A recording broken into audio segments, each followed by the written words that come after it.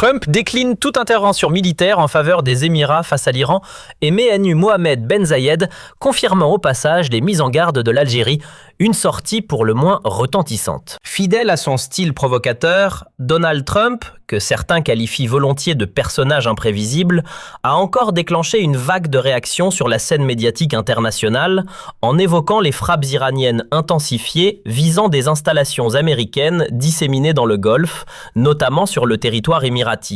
Et dans un ton mêlant étonnement et ironie, il s'est interrogé sur le paradoxe de voir Téhéran cibler un pays souvent perçu comme un relais financier de la République islamique.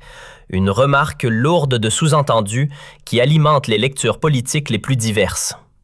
Et plus marquant encore, Trump a clairement fait savoir qu'il n'envisageait aucune aide militaire pour soutenir cet allié face aux forces iraniennes, laissant ainsi les États concernés livrés à eux-mêmes. Contraints d'affronter seuls une pluie de missiles balistiques sans le moindre parapluie stratégique américain.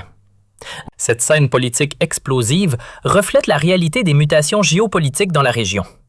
Donald Trump émerge comme une figure qui n'hésite pas à briser les tabous, qualifiant les politiques régionales d'absurdes. Dans ce contexte, la clairvoyance de la vision algérienne se manifeste clairement. L'Algérie a toujours mis en garde contre l'immersion dans des alliances suspectes qui ne servent que les intérêts coloniaux et sionistes, affirmant que la dépendance vis-à-vis des puissances extérieures n'apporterait jamais la protection escomptée aux pays ayant renoncé à leur profondeur stratégique. Le discours de Trump décrivant les Émirats comme la banque de l'Iran n'est pas une simple remarque passagère, mais un aveu explicite de la contradiction flagrante de la politique émiratie. Cette dernière tente de jouer sur plusieurs tableaux. D'un côté, elle prétend à l'hostilité envers l'Iran et s'allie avec l'entité sioniste.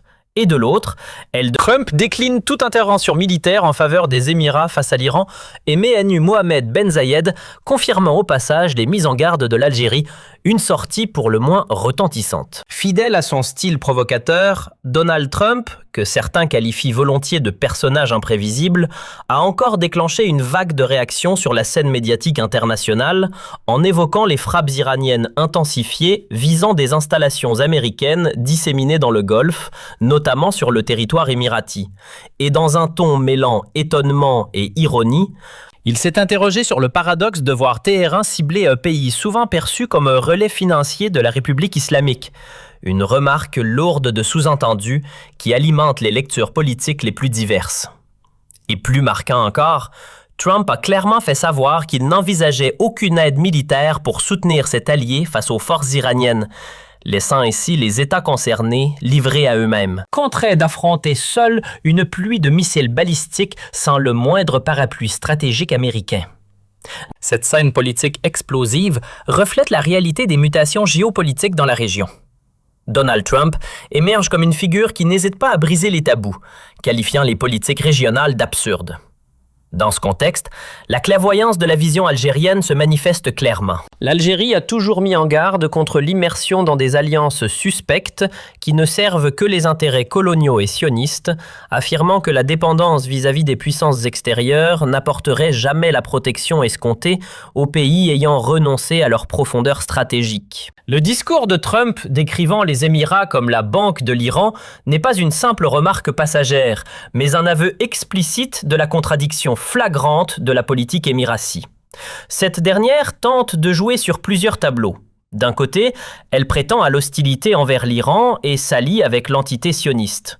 Et de l'autre, elle demeure le poumon économique par lequel respire l'Iran sous le poids des sanctions. Cette mise à nu politique place les alliés de l'Amérique dans une position embarrassante, se retrouvant face à l'arsenal iranien sans couverture aérienne ni soutien militaire direct de Washington, qui semble avoir adopté littéralement la politique du « America First », abandonnant ses instruments régionaux à leur sort. Les événements récents confirment que les missiles balistiques iraniens ne reconnaissent ni les frontières artificielles, ni les accords de papier, et que les bases américaines disséminées dans le Golfe sont devenues un fardeau plutôt qu'un bouclier protecteur.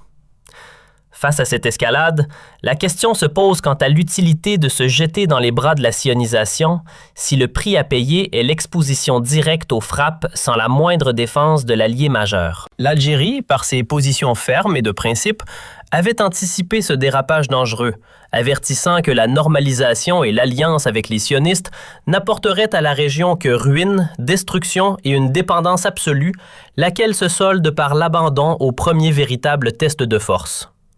Ce qui se passe aujourd'hui est l'incarnation d'une amère réalité pour les régimes ayant hypothéqué leur souveraineté. Ils sont utilisés comme première ligne de défense pour protéger les intérêts américains, tandis que Trump déclare froidement son refus d'intervenir militairement, allant jusqu'à se moquer de la réalité économique et militaire de ces pays. Les leçons à tirer de ces déclarations graves imposent au peuple et au régime de revoir leurs calculs et de revenir à la logique d'un État fort et indépendant qui bâtit sa sécurité sur sa cohésion interne et ses relations équilibrées, et non par l'achat d'une protection illusoire vendue sur le marché de la traite politique internationale. En conclusion de cette analyse exhaustive des bouleversements tectoniques qui secouent actuellement les échiquiers géopolitiques du Moyen-Orient, il apparaît avec une clarté aveuglante que nous assistons à la fin d'une ère d'illusions sécuritaires et au naufrage d'une certaine diplomatie de la dépendance qui a longtemps caractérisé les pétromonarchies et plus particulièrement le régime émirati. Les déclarations fracassantes de Donald Trump ne sont pas de simples saillies verbales d'un dirigeant en campagne ou en quête de sensationnalisme. Elles constituent le constat d'acte de décès d'un pacte de protection qui liait Washington à ses vassaux régionaux depuis des décennies. Ce que Trump a mis en lumière avec une brutalité qui n'a d'égal que la vulnérabilité des États qu'il fustige, c'est l'hypocrisie systémique d'une entité qui a cru pouvoir acheter sa sécurité au prix de la trahison des causes arabes et islamiques sacrées. En qualifiant les Émirats de banque pour l'Iran, tout en dénonçant leur incapacité à se défendre seuls, malgré des milliards de dollars engloutis dans l'armement occidental, Trump déshabille littéralement le régime de Mohammed Ben Zayed devant l'opinion publique internationale. Il révèle que le petit Émirat, comme certains aiment à l'appeler avec une ironie désormais tragique, n'est qu'un géant aux pieds d'argile. Un château de cartes financier et médiatique qui s'effondre dès que le vent des missiles balistiques iraniens commence à souffler. Cette situation valide, point par point, la doctrine de défense et de politique étrangère prônée par l'Algérie, qui a toujours soutenu que la sécurité d'une nation ne peut être sous-traitée à des puissances impérialistes dont les intérêts sont, par nature, versatiles et égoïstes. L'Algérie, forte de son histoire de libération nationale et de son attachement viscéral à la souveraineté, avait prévenu que l'alignement aveugle sur l'agenda sioniste et la normalisation accélérée ne servirait jamais de bouclier contre les réalités géographiques et historiques de la région. Au contraire, cette sionisation rampante des politiques émiratis n'a fait qu'accentuer leur isolement et leur exposition, transformant leur territoire en une cible légitime pour ceux qui voient dans la présence israélienne et américaine une menace existentielle. Le refus de Trump de voler au secours de ces douillets micro-États face au corps des gardiens de la révolution islamique prouve que, pour Washington, ces pays ne sont que des variables d'ajustement, des stations-service ou des coffres-forts que l'on protège tant qu'ils rapportent, mais que l'on sacrifie dès que le coût du sang ou de la guerre devient trop élevé. Le contraste est frappant entre cette soumission humiliante et la posture de dignité défendue par les nations qui ont choisi la voie de l'indépendance et de la non-ingérence. On voit ici la faillite d'un modèle de développement qui a privilégié le luxe ostentatoire et l'influence artificielle au détriment de la construction d'une base de défense nationale authentique et d'une légitimité populaire solide. Les flammes des